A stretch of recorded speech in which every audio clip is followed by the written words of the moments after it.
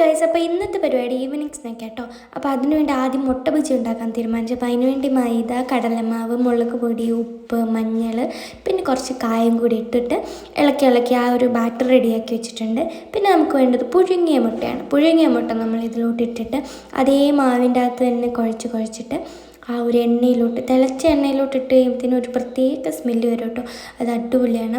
അപ്പോൾ അതാവുന്ന വരെ വെയിറ്റ് ചെയ്യാൻ എനിക്കൊരു ക്ഷമയുണ്ടായിരുന്നില്ല. അപ്പോൾ കുറച്ച് പൊട്ടറ്റോ ഇരിപ്പുണ്ടായിരുന്നു, അത് കുറച്ച് വേവിച്ചിട്ട് പൊട്ടറ്റോ സ്റ്റിക്ക് പോലെ ഒരു സാധനം ഉണ്ടാക്കാമെന്ന് വെച്ചു. അപ്പം അതും ഈവനിങ് സ്നാക്ക് തന്നെയാണ് കേട്ടോ.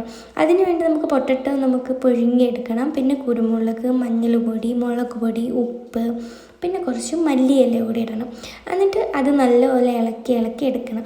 അപ്പോഴത്തേക്ക് വേണ്ട മുട്ട ബജ്ജി റെഡി ആയിട്ടുണ്ട്. കഴിക്കാൻ വേണ്ടിയിട്ട് ഭയങ്കര ധൃതിയാണ്, പക്ഷെ ഞാനത് അവിടെ വെച്ചു, കാരണം നമുക്ക് ഒരുമിച്ച് കഴിക്കാമെന്ന് വെച്ചു.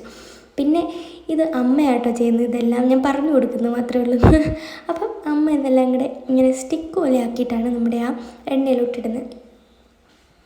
അപ്പം അത് മുരിയാൻ വേണ്ടി വെയിറ്റ് ചെയ്തിരിക്കുകയാണ്. അതും മുരിഞ്ഞിട്ടിട്ടുണ്ട്. ഭയങ്കര വെയിറ്റിംഗ് ആണ് കഴിക്കാൻ വേണ്ടിയിട്ട്. നല്ല സ്മെല്ലായതുകൊണ്ട് കഴിക്കാൻ ഭയങ്കര വെയിറ്റിംഗ് ആണ്. വിശന്നിട്ട് അതൊന്നുമല്ല, ഒരു സ്മെല്ലടിക്കുമ്പോൾ ഒരു പ്രത്യേകതരം വിശപ്പ് വരില്ല അത് തന്നെ. പിന്നെ അത് കഴിച്ച് ഗൈസ്, നിങ്ങളും ഒന്ന് ട്രൈ ചെയ്യണം. അടിപൊളിയാണ്, സിമ്പിളായിട്ടുള്ളതാണ്, പക്ഷേ ഭയങ്കര ടേസ്റ്റുമാണ്. അതുപോലെ തന്നെ പെട്ടെന്ന് ഈസി ആയിട്ട് ഉണ്ടാക്കാനും പറ്റും. അപ്പോൾ അത്രയുള്ളൂ ഗൈസ്. ടാറ്റാ.